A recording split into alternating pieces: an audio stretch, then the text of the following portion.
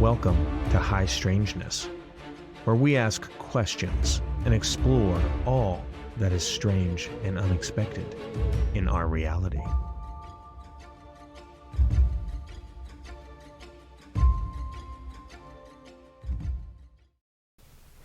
Hey, welcome to High Strangeness. My name is Tony, and if you're just joining us, this podcast is for the purpose of looking at all the things that are strange and different in our reality. Now, there are things that we may not even notice, and that sometimes it takes for us to have somebody bring that to our attention before we even see it. But there is a lot of strange and weird things out there, and that's what we're going to try to talk about each week on this podcast. Now, today, the question that we're going to look at is, when did this UFO thing first start? A lot of people think it's a more recent phenomena, but really, the question is, when did it start? Was it 1947 when Roswell occurred, or did it go back beyond that? So I've got about 20 pictures or so today that we're going to go through that I think will help us determine the answer to that question. Now we're going to start with this picture right here. It goes way back, and it's called the Nazca Lines. There are ancient lines made in the soil in the Nazca Desert in southern Peru. Now it's believed that they were created way back between the years of 500 BC and 500 AD. And the interesting thing to me, what were they trying to draw? When you look at this, you might say, what in the world and why in the world would they draw something like this? And maybe even stranger than that is, who did they expect to see this drawing? You basically have to be about 1,600 feet in the air to really make out this picture. Now, as we slide to this picture here, this is actually a cave painting found in Italy. I think it's Camonica, Italy, and some date it back as far as 10,000 BC. Now, I don't know if that's correct, not even sure how they dated that, but the interesting thing to me is, what in the world were they drawing here? This does not look human to me. Now, with this one, let's shift over to the United States. This is actually a petroglyph from southern Utah, and some date it to about 2,000 years ago. Once again, what are these things that are being drawn? And while we're on petroglyphs, let's flip right back over to Italy. Now here, ancient astronaut proponents suggest and believe that these pictures actually resemble what would be today's modern astronauts. Take a good look. What do you think? Next, we have a picture here, and it's an ancient Mesopotamian cylinder seal.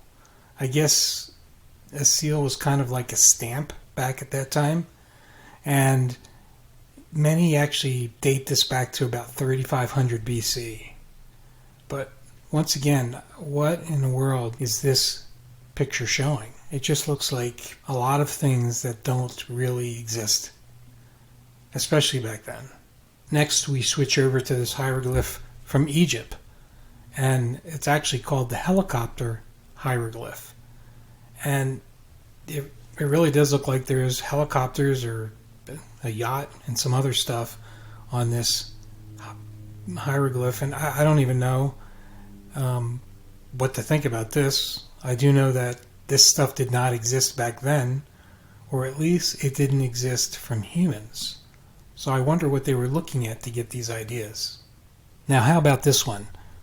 This is also from Egypt, and to me, this looks like a saucer, to me. Maybe even one of those bell-shaped UFOs. This next one is an ancient Egyptian hieroglyph, and I guess right now it's found in the Rockefeller Museum. Now, when you look at this picture, if there ever was a picture that could serve as proof of an alien, or that aliens existed, to me it would be this one. What else would that thing be off to the right? Now, the next group of pictures coming up here are, for the most part, drawings and paintings. Now, I'm not totally sure where they all come from, who the artists were, or even when they were made. But my goal really isn't to be the expert here. It's just kind of to point you to things that can be an alert so that you yourself can do your own research and check into these things. So let's take a look. Now this one here, this shows a UFO, or so I think, sighting over Angers, France in 842 AD. I don't think they know who the artist actually was or when it was actually painted. But it's interesting to see this and try to figure out what in the world's in the sky there. Now this next image here comes from the 10th century. It's from a Tibetan translation of a Sanskrit text, but apparently it's held at a Japanese museum right now. And it's funny because when I look at this, one of the things I think of is a description of something in the sky that you hear or can read in the Bible. How about the chariot of fire flying through the sky? This reminds me a bit of that. Now this next picture, I have to be honest, I really don't know where that came from or anything about it. But when I look at it, I mean, it looks old. It clearly looks like there's UFOs there. What do you think? Now this next picture is from the 15th century, and if you look there in the top left corner, I've circled it. It looks like a UFO or some kind of a flying saucer back there. Now, why in the world would they put this in a picture if it isn't something they had seen? This next picture is supposed to be a Renaissance picture, a drawing of a UFO sighting in Rome. This picture is showing a Vimana. Now, I believe a Vimana is a mythological flying palace or structure that is described in Hindu texts. But from an outsider looking in, it makes you wonder, is this an early sighting of a UFO? Or did they just expect to see something coming out of the sky? I don't know. Now this next one is an older picture as well. I don't have really any information on it, but when I look at it and you see this item in the sky, it makes you wonder, like, what did they think they were looking at? Is this a UFO? Maybe it's a USO, something that's coming in and out of the water. It's hard to tell, but these are ships out on the ocean, which also suggests that these things are seen not just over land, but out at sea also. Now this next one, we have a painting from the year 1350 from a monastery in Kosovo, Serbia. It's interesting when you look at it.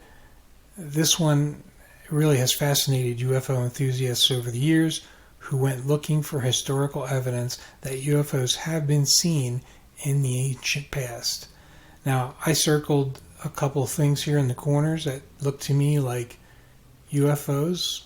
I really don't know what else is flying like that in the sky. But there you go. Something that has been drawn in many pictures in these older ancient times. Now this next one, we have a wall painting. And this one is a painting on the wall of a cathedral in Georgia. And it shows Jesus being crucified while surrounded by a crowd and, I don't know, UFOs maybe? Look at those two items in the picture that are circled in red. If these aren't UFOs, then it must be some other technology that's in the sky, but really, what existed back then? So what were they drawing? Now, sliding over to this picture, we have the Madonna with Saint Giovannino from the 15th century. Now, this portrays Madonna with the infant Jesus, and what do you see above her shoulder? Something in the sky there? Is it a UFO? Take a close look. I really don't know what else it could be. Now this one's a pretty interesting picture, and it's an artistic interpretation of the Archangel Gabriel's announcement to Mary that she will soon bear the Christian Messiah. Now, the interesting thing about this picture is it looks like Mary is getting some kind of communication or an announcement from maybe an extraterrestrial vehicle, something in the sky there, and it's beaming some kind of a message down to her, kind of like a laser. Now, I don't know, these are a lot of things that clearly didn't exist back then, and so why they would put this into a picture, I have no idea. Now, this next one is something that was published in 1557 in a book, and it's currently held in an Australian museum, but it refers back to a 1479 sighting over Arabia. Now, this next picture here is from the year 1561. It's a Nuremberg artist and publisher who produced a report that was called The Dreadful Apparition. And apparently this was a sighting that occurred over the city on April 14th of that year, and it was some sort of aerial battle between different objects shaped like globes and crosses in the sky. This next picture is called The Miracle of the Snow from the year 1428. And to me, I don't know what the picture is trying to communicate, but it just looks like a story of an invasion of flying saucers. This next picture, I don't know if it's called or if it's the artist that's called Jacques Legrand, but it's from the year 1430, and I have no idea what this is supposed to be in the sky, but it doesn't look like anything normal that would appear in our sky. So obviously it makes you wonder if this is pointing to some kind of UAP or UFO. Moving on to this next picture, it is a picture that shows a UFO sighting over Hamburg, Germany, and the objects described as two glowing wheels or UFOs. And this supposedly occurred on November 4th, 1697. Now this next one is apparently a UFO sighting from Westminster, England in the year 1742. And it talks, I guess, about a parade, and they saw lights arising above the trees and behind the houses. And this parade was in the St. James Park area. Now with this one, in the year 1803, in Hitachi, Japan, I guess there was a book called Uma no Chiri.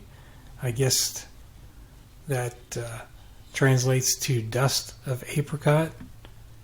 And apparently this represents foreign ships and crews that were witnessed in one of the cities in Japan. Now lastly, I think I want to talk just a minute about what might be America's first recorded UFO sighting. Now on March 1st, 1639, John Winthrop opened his diary where he recorded the trials and triumphs of his fellow Puritans as they made a new life in America. As a governor of the New England's Bay Colony, he put pen to paper and began to recount an unusual event that had recently caused a stir among the English immigrants. Winthrop wrote that earlier in the year, several men had been rowing a boat in the muddy river, which flowed through swampland and emptied into a tidal basin in the Charles River, when they saw a great light in the night sky. And what they noticed is when that light stood still, it flamed up and was about 3 yards square. The governor then reported that over the course of 2 to 3 hours, the boatmen said that the mysterious light ran as swift as an arrow, darting back and forth between them and the village of Charleston, which was a distance of about 2 miles away. Now these men described that they had a case of missing time, as they were surprised to find themselves miles up the stream without any memory of actually traveling that distance. So of course, if that would have happened today, some researchers would have interpreted that as maybe a possible alien abduction. But this is 1639, so what do you think happened? Now, some of you may be newer to this subject, and from the recent news cycles, you might be thinking this is a newer phenomenon, or something that just doesn't happen, or hasn't happened in the past. But I just ran through about 25 very old examples of potential evidence that strange things have been seen in the sky for a very long time. So you decide, or maybe just dive a little deeper and see what you think. Anyway, That's going to pretty much do it for this episode today. But until next time, I want to say, remember, there's a lot of strange and unexpected things out there. Keep your eyes and your minds open and stay safe. Thank you for listening to High Strangeness. This was a glance at some of the strange that exists in our reality.